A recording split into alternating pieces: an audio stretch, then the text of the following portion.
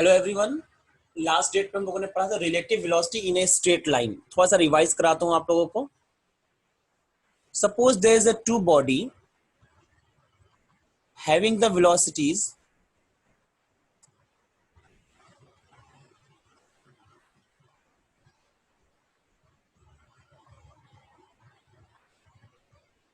body A and body B with velocity VA and VB.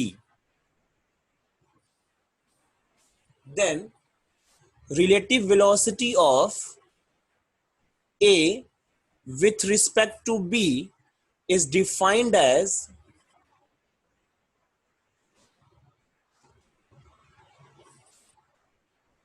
VA vector minus VB vector.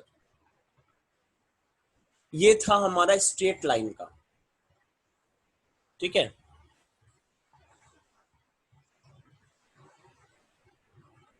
यानी कि दोनों जो है वो एक ही लाइन में, अगर सेम डायरेक्शंस में है तो रिलेटिव वेलोसिटी का मैग्नीट्यूड क्या होगा? If they are in the same direction then VAB will be equal to VA minus VB। Magnitude बता रहा हूं मैं फॉर सेम डायरेक्शन।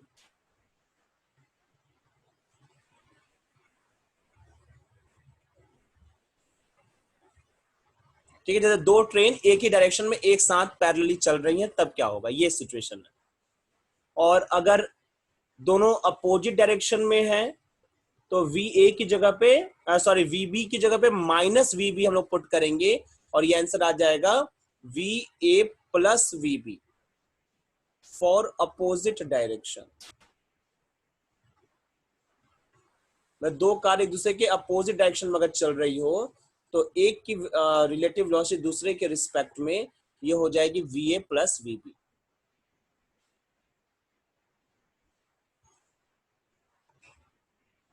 ये हम लोगों ने देखा था इसके पहले वायर टर्न पर। ठीक है, लेकिन दोनों में एक चीज कॉमन है। कॉमन ये है कि दोनों स्ट्रेट लाइन में ही मूव कर रही हैं, भले से एक दूसरे के साथ या एक दूसरे के अपोजिट, लेकिन वो स्ट्रेट लाइन में है। ठीक है, आज जो टॉपिक देखेंगे हम लोग उस टॉपिक में वो दोनों एक दूसरे से थीटा एंगल पे मूव कर रही हैं। ठीक है, relative velocity of two moving body inclined to each other.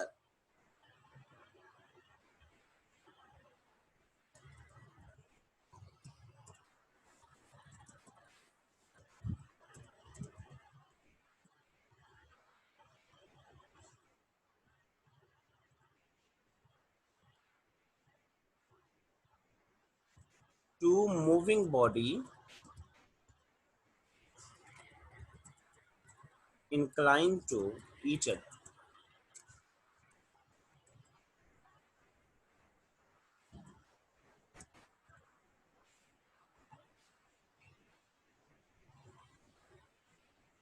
यानी कि वो एक दूसरे के मतलब स्ट्रेट लाइन में नहीं बल्कि किसी डायरेक्शन में चल रही हैं, मतलब अलग अलग डायरेक्शंस में।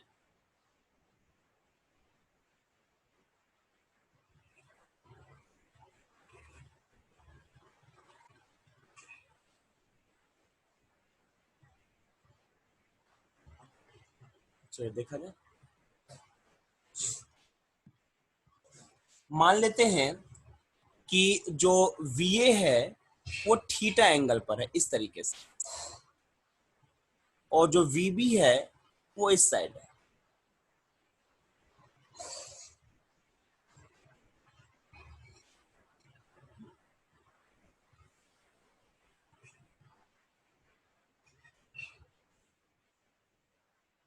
ये है VA velocity of body A, और ये है VB velocity of body B।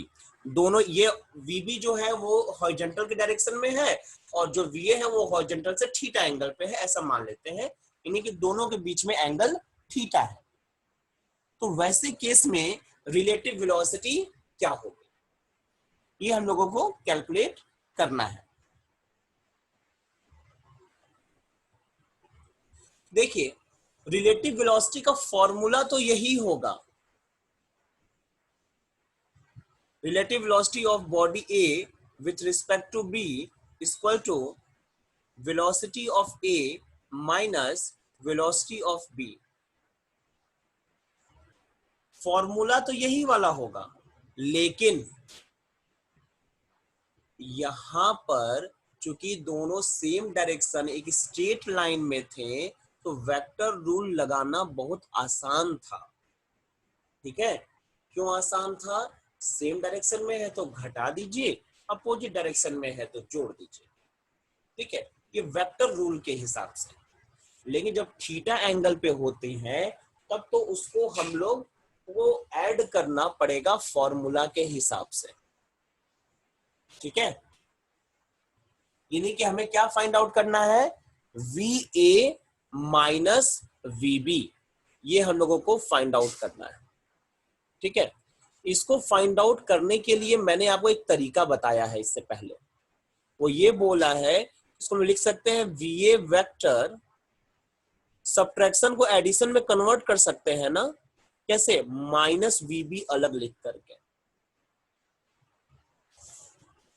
ठीक है, दोनों बात एक ही है, यानी कि हम वी ए वेक्टर में अगर minus V B vector add कर दे तो हमारा काम बन जाएगा, आंसर आ जाएगा, और उसी को बोलेंगे रिलेटिव वेलोसिटी। तो माइनस वी बी होगा कैसे? बस डायरेक्शन अपोजिट कर दीजिए। देखिए डायरेक्शन मैंने अपोजिट कर दिया, ये किसको रिप्रेजेंट करेगा? माइनस वी बी वेक्टर को। और हमें किसको किसको ऐड करना है? इसको ऐड करना है और इसको ऐड करना है। हमारा आंसर वी ए बी यानी कि relative velocity of A with respect to B मिल जाएगा। ठीक है, चलिए नेक्स्ट पेज पे ऐड करके सॉल्यूशन करते हैं।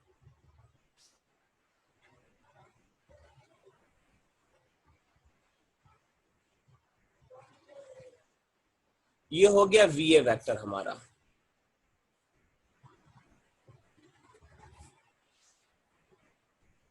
जो कि हॉरिजॉन्टल से थीटा एंगल पर है। ठीक है, वी ए वेक्टर। अब माइनस वी बी वेक्टर किधर है? ये अपोजिट इस तरफ था ना, ऐसे था ना।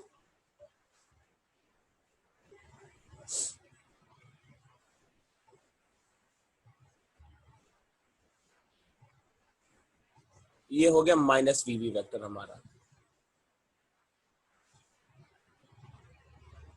ठीक, माइनस वी बी वेक्टर, इन दोनों को ऐड करना है। तो ऐड करने के लिए पैरेललोग्राम लॉ आपको मालूम है, उसी को अप्लाई कर लिया जाए। ठीक है, कैसे करते हैं बता रहे हैं। इसको हेल्प से एक पैरेललोग्राम कंप्लीट करेंगे, यही ना, ये तरीका होता है ना।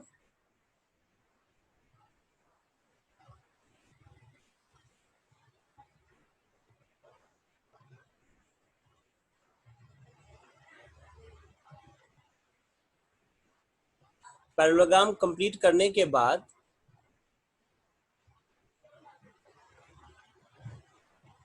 जो डायगोनल होगा कॉमन पॉइंट से, वही डायगोनल जो है इसके रिजल्टेंट को रिप्रेजेंट करेगा। मतलब ये कॉमन पॉइंट कहाँ है? कॉमन पॉइंट है आपका ओ पर, ये पॉइंट ओ हो गया। ठीक है, यहीं पर है कॉमन पॉइंट। तो यहां से जो डायगोनल है यानी कि ये क्या रिप्रेजेंट करेगा? ये रिप्रेजेंट करेगा V A vector plus minus V B vector. और इसको हम क्या बोलते आए हैं? इसको बोलते हैं relative velocity of A with respect to B, यानी कि इसी को हमें कैलकुलेट करना है। ठीक है, अगर ये एंगल थीटा है तो ये एंगल कितना होगा? 180 माइनस थीटा, रेड वाला जो मैंने मार्क किया है। ठीक है, और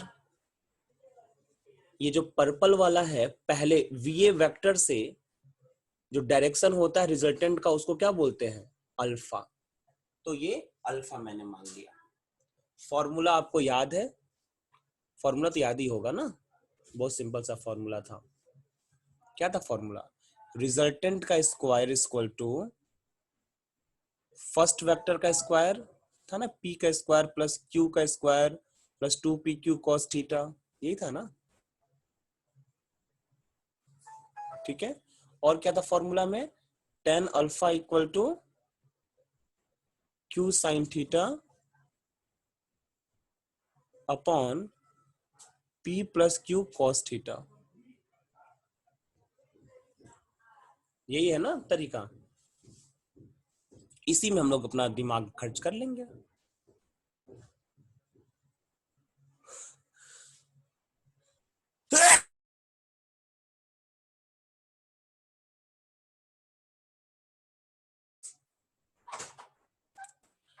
ठीक है, ये हमारा फॉर्मूला है, इसमें यूज किया जाए। चलिए देखिए, दोनों एंगल, दोनों जो वेक्टर्स इनके बीच का एंगल कितना है? मतलब यहां पे इसको मैं थीटा नॉट लिख रहा हूं ताकि कोई कंफ्यूजन ना हो किसी को। यानी कि थीटा नॉट जो होता है वो दोनों एंगल्स के बीच का, दोनों वेक्टर्स के बीच का एंगल होता है। और यहां पर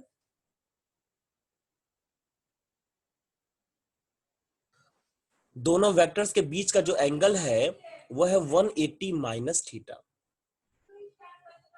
तो इसी हिसाब से आपका देयरफॉर रिजल्टेंट क्या है? V A B equal to V A का स्क्वायर प्लस वी बी का स्क्वायर प्लस 2va vb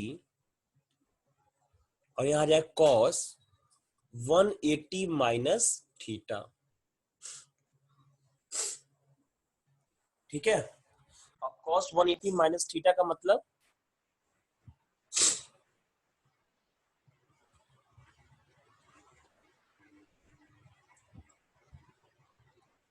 हो जाएगा va square plus vb square, देखो 180 minus theta minus cos theta होता है, तो minus 2va vb cos theta. ठीक है। अगर वी ए बी लिखेंगे यहां पर तो यहां क्या लग जाएगा? Under root.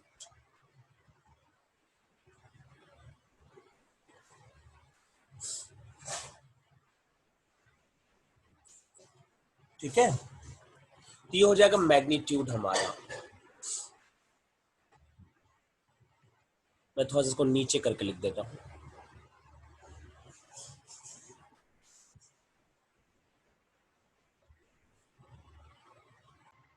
ताकि अच्छे से दिखाई दे।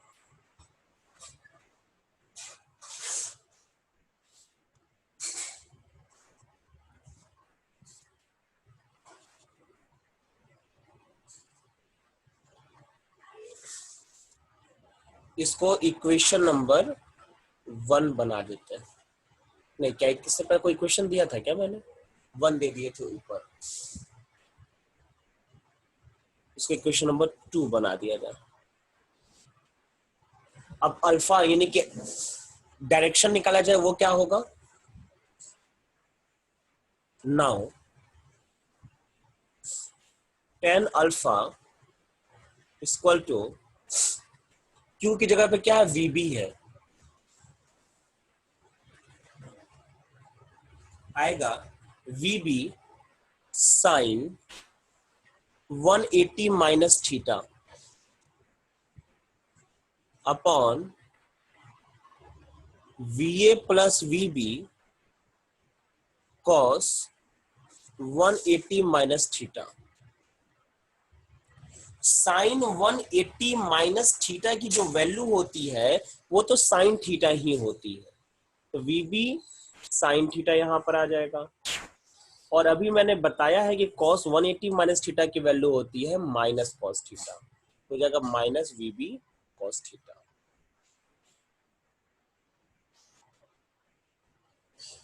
तो ये हो गया tan अल्फा का वैल्यू।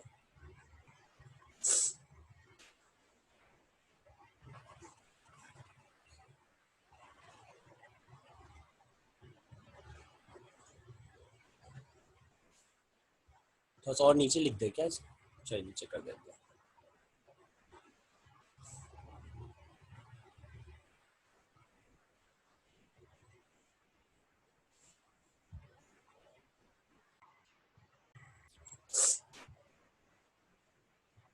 इसको इक्वेशन नंबर 3 बना लेते हैं। तो इस तरीके से हमें डायरेक्शन भी मिल गया और मैग्नीट्यूड भी मिल गया किसका? रिलेटिव वेलोसिटी का। ठीक है,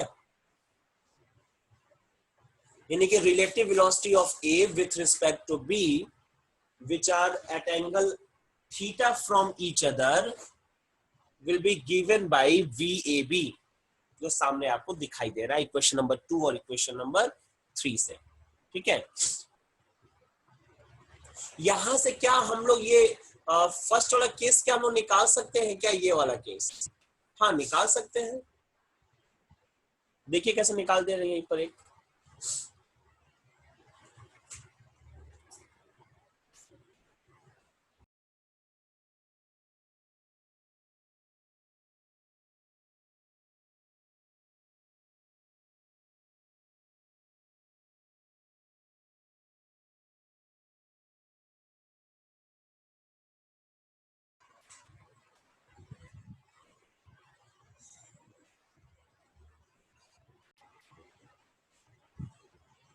व्हेन यहां लिख लेते केस,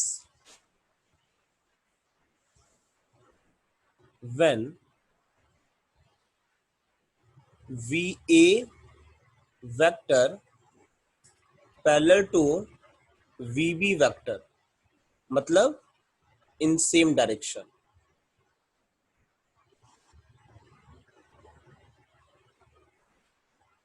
अगर सेम डायरेक्शन में होंगे तो थीटा की वैल्यू कितनी हो जाएगी? 0। अगर थीटा इक्वल 0 हो जाएगा तो कॉस 0 की वैल्यू कितनी हो जाएगी? 1। तो उस हिसाब से इक्वेशन नंबर 2 में from equation number 2 VAB equal to क्या मिलेगा? अंडर रूट VA का स्क्वायर प्लस VB का स्क्वायर माइनस 2VAVB। इसको सॉल्व करेंगे तो आएगा आपका अंडर रूट, ये फॉर्मूला है ना VA माइनस VB का होल स्क्वायर, और जब ये हटेगा तो कितना आ जाएगा? VA minus VB। ये मैंने पहले ही स्टार्टिंग में आपको बता दिया। सॉरी, आगे देखा जाए। When VA vector and VB vector are anti parallel, मतलब इन अपोजिट डायरेक्शन। अगर दोनों अपोजिट डायरेक्शन में होंगे तब क्या होगा? तो उस केस में थीटा की वैल्यू कितनी हो जाएगी? 180 डिग्री। और कॉस 180 डिग्री की वैल्यू कितनी हो जाएगी? -1। और जब -1 पुट करेंगे तो VA इक्वल कितना आ जाएगा? VA का स्क्वायर प्लस VB का स्क्वायर प्लस प्लस हो जाएगा 2VAVB, और इसको सॉल्व करेंगे तो आंसर आ जाएगा VA प्लस VB। ठीक है, तो अपोजिट डायरेक्शन के लिए पॉजिटिव में आंसर आएगा और नेगेटिव डायरेक्शन में डिफरेंस के बराबर होगा। तो ये तो सिंपल सी बात है। एक न्यूमेरिकल प्रॉब्लम किया है इस पे based. There is a question, a jet aeroplane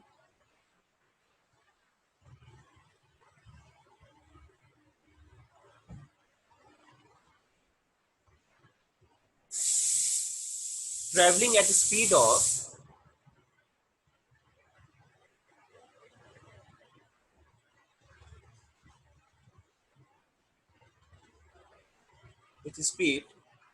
500 kilometre per our.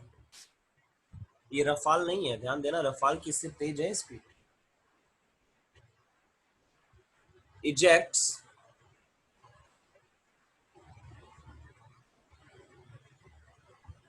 its produces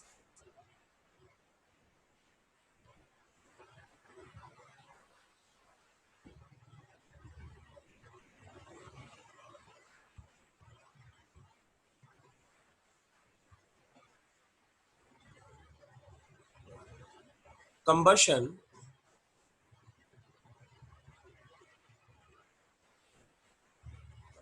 at speed 1500 kilometer per hour relative to plane.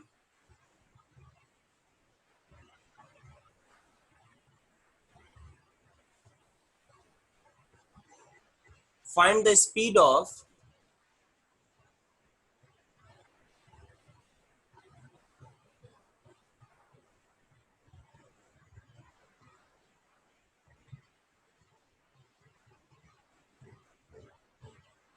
letter with respect to an observer. With respect to an observer on the ground.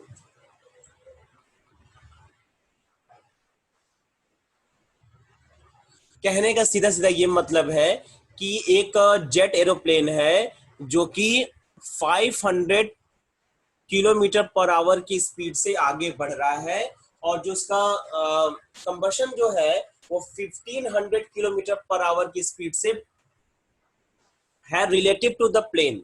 मतलब आप ऐसे लिख लो, velocity of combustion with respect to jet plane is given by 1500 kilometer per hour and velocity of jet is given by 500 kilometer per hour. Then find velocity of combustion with respect to observer. यही मतलब है ना. तो देखिए VCJ कितना हो जाएगा, जिस तरीके से VAB वेक्टर इक्वल टू क्या होता है VA माइनस VB, उसी तरीके से VCJ वेक्टर इक्वल टू कितना हो जाएगा, VCJ वेक्टर इक्वल टू हो जाएगा VC vector minus VJ vector. ठीक है. और चूंकि ये दोनों जो है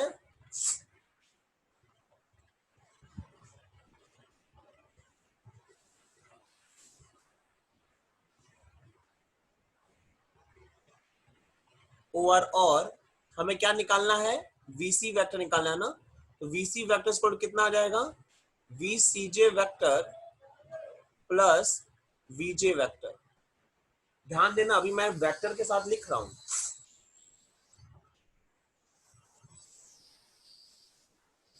ठीक है. Here velocity of combustion with respect to jet and velocity of jet are in opposite direction.